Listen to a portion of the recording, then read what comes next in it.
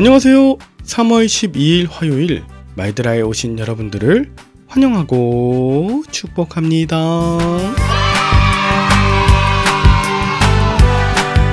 이제 다음 주 월요일이면 요한계시록 묵상을 마치게 됩니다. 그날은 말드라 신약 묵상이 끝나는 날이기도 하고요. 요한계시록이 언제 마무리되는가 기다리셨을 분들 계실 줄 아는데요. 마찬가지로 우리의 삶의 힘겨운 고난과 유혹은 언제 끝일까 막막한 분들도 계실 줄 압니다. 그러나 끝이 옵니다. 하나님께서 최후 승리로 우리를 인도해 주십니다. 그러므로 오늘 주실 말씀을 통해 우리는 어떻게 내 근심과 염려를 내려두고 하나님의 뜻을 이루는 사순절을 보낼 수 있을지 기대하는 마음으로 말씀 묵상하면 좋겠습니다. 그러면 오늘의 말드라를 힘차게 시작해 보도록 할까요? 자, 출발!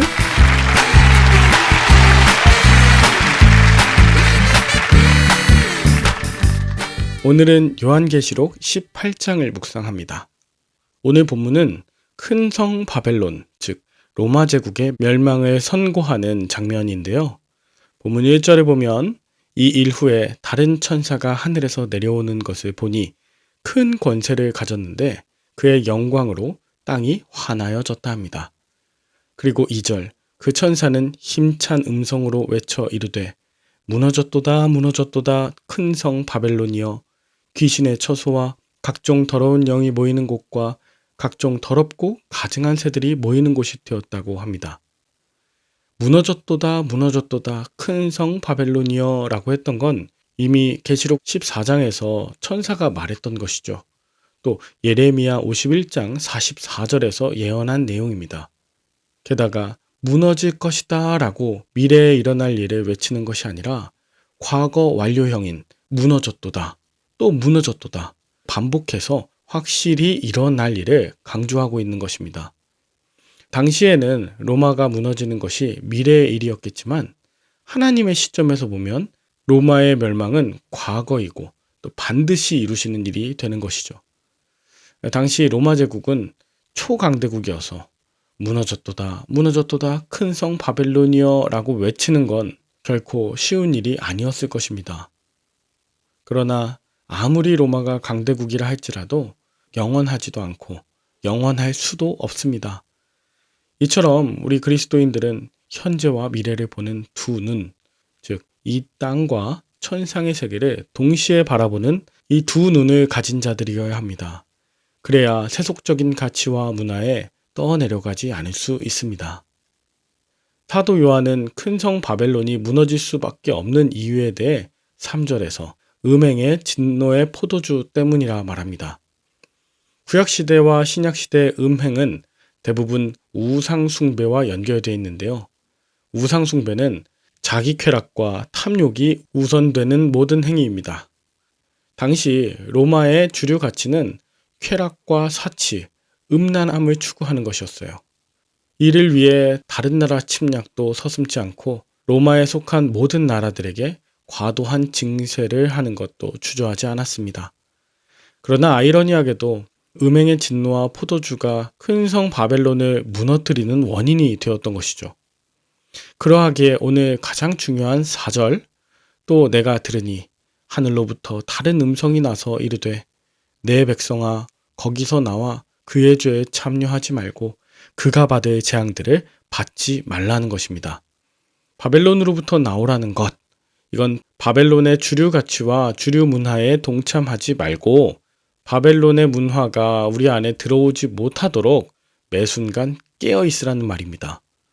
왜냐하면 5절, 그의 죄는 하늘에 사무쳤으며 하나님께서는 그의 불의한 일을 기억하시기 때문입니다.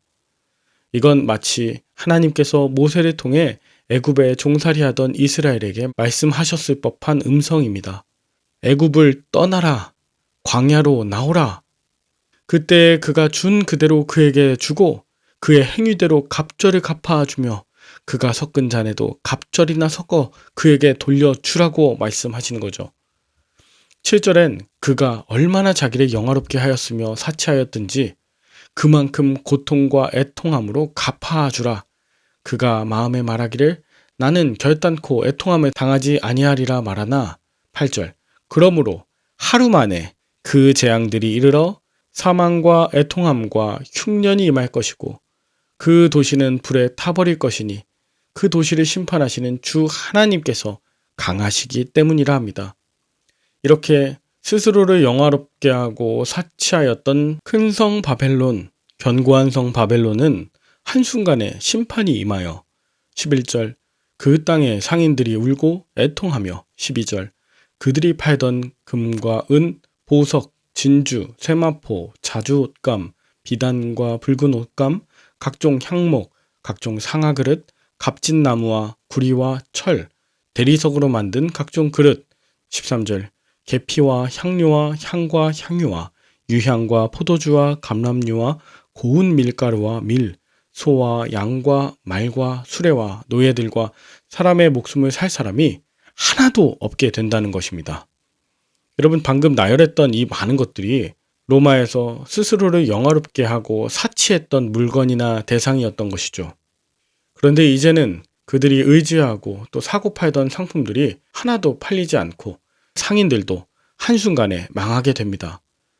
아무리 티끌을 자기 머리에 뿌리고 울며 애통하며 외치고 후회했지만 소용이 없습니다. 오히려 20절 하늘과 성도들과 사도들과 선지자들아 그로 말미암아 즐거워하라. 하나님이 너희를 위하여 심판을 행하셨음이니라. 힘센 천사는 큰 맷돌 같은 돌을 들어 바다에 던진 것처럼 큰 성 바벨론은 이처럼 비참하게 던져져 다시 보이지 않고 등불빛도 다 사라져 보이지 않게 되는 것은 그들이 복술, 즉 마술에 속아 넘어갔기 때문이고 24절 선지자들과 성도들과 및 땅 위에서 죽임을 당한 모든 자의 피가 그 성 중에 발견되었기 때문입니다. 하나님은 최후 심판을 통해서 바벨론을 한순간에 무너뜨리시고 그 모든 체제를 전복시키십니다. 그래서 다시 4절 내 백성아 거기서 나오라 하신 것입니다. 여러분은 오늘 본문을 통해 무엇을 느끼셨나요?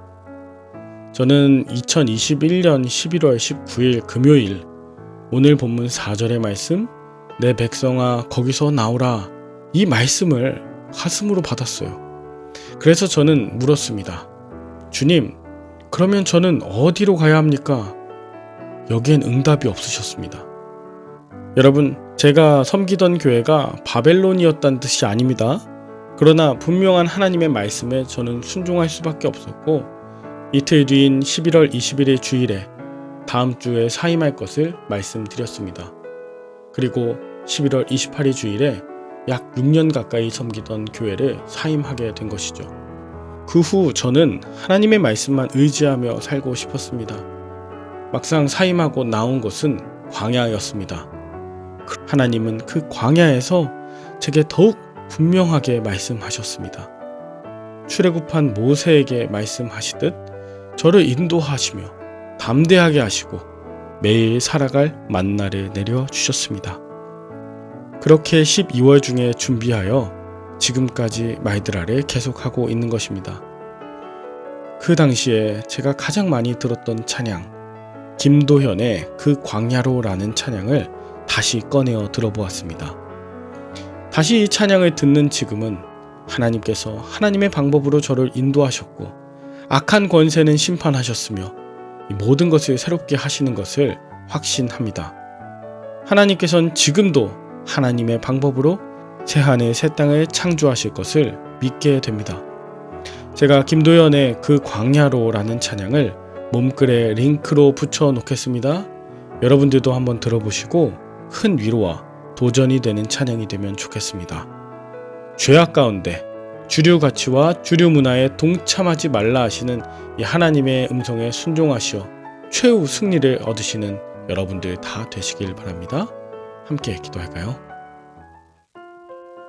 하나님 아버지, 우리는 이 세상 안에서 살아갈 수밖에 없지만 이 세상을 지배하는 바벨론의 주류 가치와 주류 문화에 동화되지 않도록 날마다 말씀으로 붙들어 주심에 감사합니다. 음행의 진노의 포도주를 거절할 용기를 주시옵소서. 한순간에 무너질 큰 성 바벨론에 거하기보다 영원한 하나님의 나라를 위해 광야로 나아가길 주저하지 않게 하옵소서. 자본주의 체제 속 소비 문화를 부추기는 현실 속에서 탐욕을 버리고 사치를 구별하며 영원한 하나님 나라 말씀을 소유하게 하옵소서. 후회하며 울며 한탄하는 인생이 아닌 끝까지 하나님을 찬양하는 말들아 식구들 다 되게 하여 주시길 우리 주 예수님의 이름으로 기도합니다. 아멘. 오늘도 좋은 하루 되시길 바라며 저는 내일 다시 찾아뵙도록 하겠습니다. 샬롬.